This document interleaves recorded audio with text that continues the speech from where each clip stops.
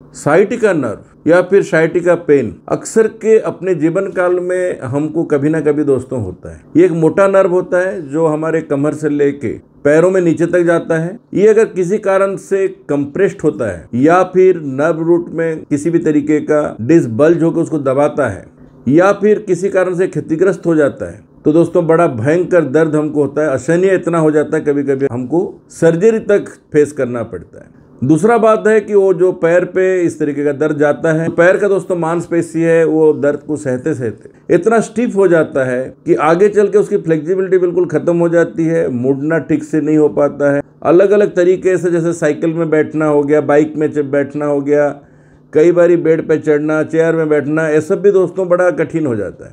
पालती लगाना या फिर नीचे बैठ के कोई सामान को उठा लेना ये असंभव हो जाता है। इसलिए आपको मैं जो सलाह देता हूँ कई बारी और आज भी जो दूंगा ये आपके लिए दोस्तों बड़ा काम का चीज, क्या क्या करना चाहिए, क्या क्या खाना चाहिए, क्या क्या परहेज करना चाहिए, यही तो है बात। दवाई हर समस्या का समाधान नहीं है। कितने पेन किलर आप एक जीवन में खा लोगे एक दर्द को ठीक करने के लिए, जब तक दर्द का मूल समस्या दोस्तों ठीक नहीं हुआ है।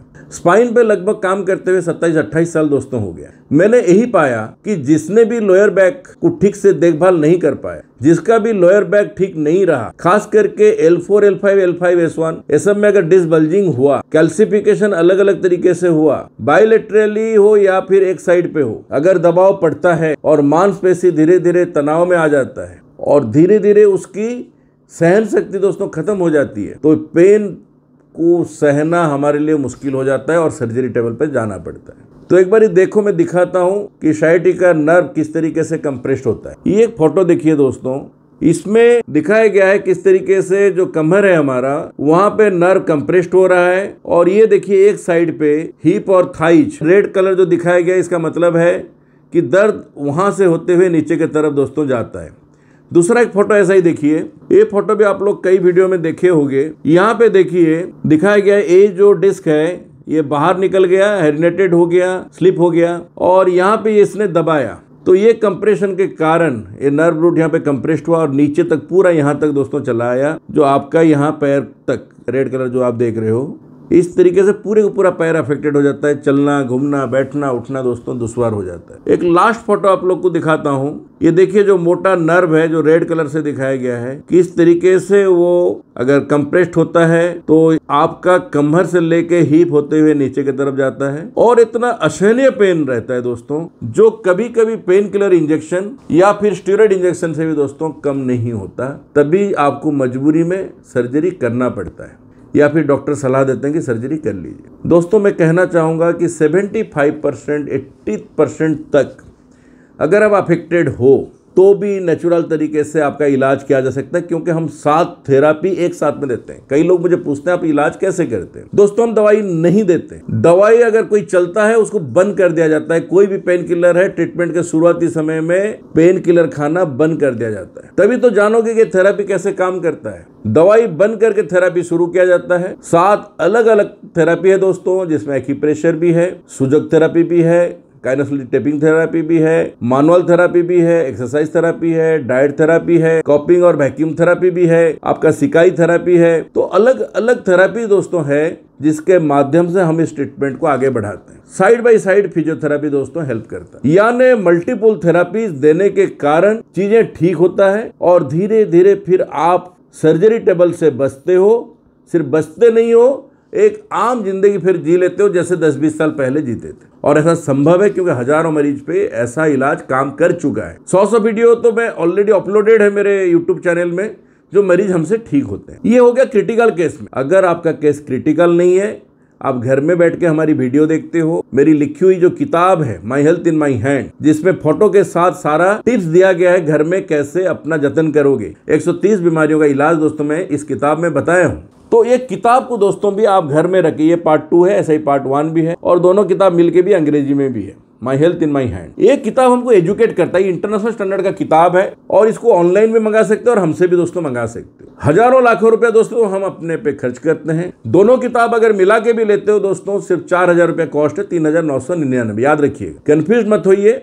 हमसे लोगे तो आपको कोरियर चार्ज भी देना नहीं पड़ेगा। ऑल इंडिया में कहीं से भी मंगाओगे free of cost courier charges ना देके आप इसको मंगा सकते हो। दोनों किताब मिलके 4000, अगर एक मंगाते हो तो 2500, याद रखें बात। मगर इसमें इतना बारीकी से दोस्तों बताया गया है कि आपके घर में दवाई आना बंद होगा, आपकी समस्या ठीक होगी और आपको सर्जरी टेबल पे नहीं जाना पड़ेगा। और ये चीजें इतने साल के एक्सपीरियंस के आधार पे फोटो के साथ दोस्तों में दिया हो। और दोनों किताब अगर आपके पास रहता है एक्यूप्रेशर के साथ आयुर्वेदा, तो आप किसी भी बीमारी को दोस्तों डील कर सकते हो, खात्मा कर सकते हो, अपना भी, अपने परिवार के किसी का भी। तो चलिए आज का टिप्स आपको देना मैं शुरू करता हूं।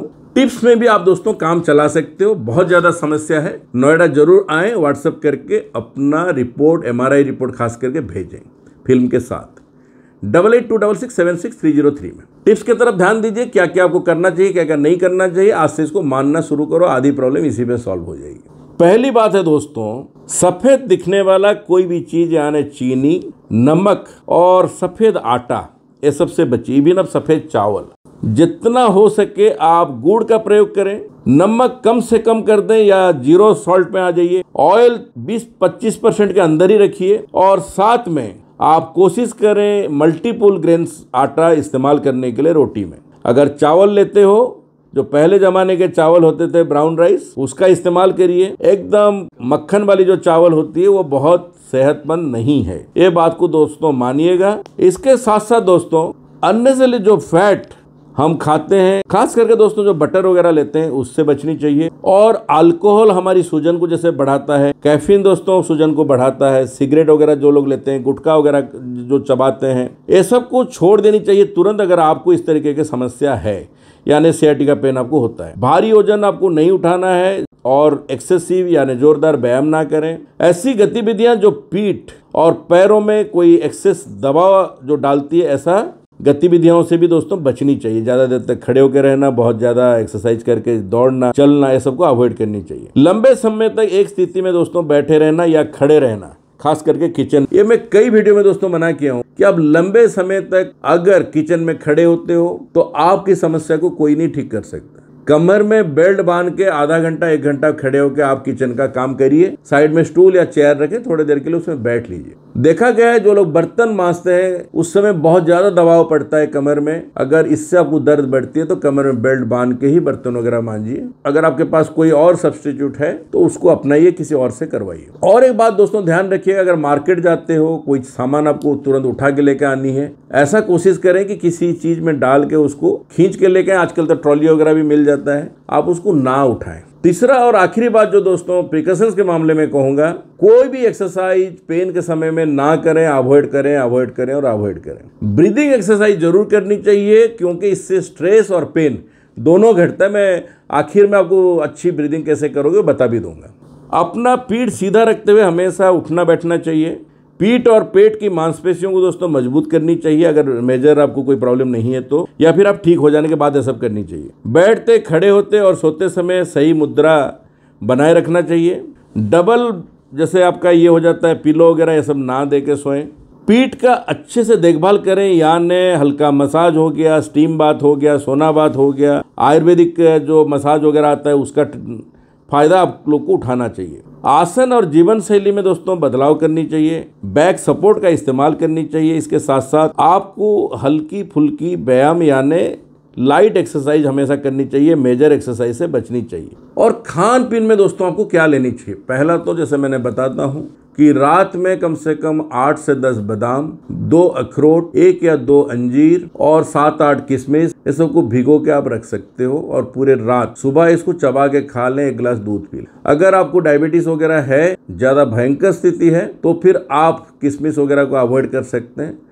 अंजीर आप हाफ कर लीजिए और बीज का बीज हटा के दोस्तों हमेशा लीजिएगा। बादाम का छिलका उतार लीजिएगा, इससे आपके हड्डी को ताकत मिलेगा और शरीर में जो बाकी विटामिन मिनरल्स चाहिए उसकी भी दोस्तों प्राप्ति हो जाएगी। इसके अलावा दोस्तों ब्लूबेरी, ब्लैकबेरी, ये सब बहुत ही हेल्दी होता है और पेन के लिए तो दोस्तों बहुत ही बढ़िया होता है। कम से कम 1-1 चम्मच दोस्तों छोटे चम्मच में इसको लीजिए। मीठी ऑरेंज ले सकते हो, एप्पल डेली 1 ले सकते हो और साथ में कोशिश करें कि हल्दी वाली दूध अगर आप ले सकते हो तो रात में जरूर लें, इससे आपको लाभ होगी। एक सिकाई हमेशा कहा हूं दोस्तों, कच्ची हल्दी 5 इंच और साथ में लहसुन 5 कली, 1 मुट्ठी नमक, 1 मुट्ठी मेथी दाना ले लें और 4-5 लीटर पानी में इसको अच्छे से उबालें। उसी जगह पे इसका सेक करें या सिकाई करें जहां से दर्द जाती है, यानी कमर से शुरू करके पूरे पैर तक। टॉवेल लेके निचोड़ निचोड़ के अगर इसका स्टीम आप दोगे कमर में 7-8 मिनट, थाइज और पैर वगैरह मिला के 5 मिनट, तो 12-13 मिनट में हो जाएगा। बहुत ज्यादा दर्द है, सुबह शाम 2 बार दोस्तों ऐसे कर सकते हो,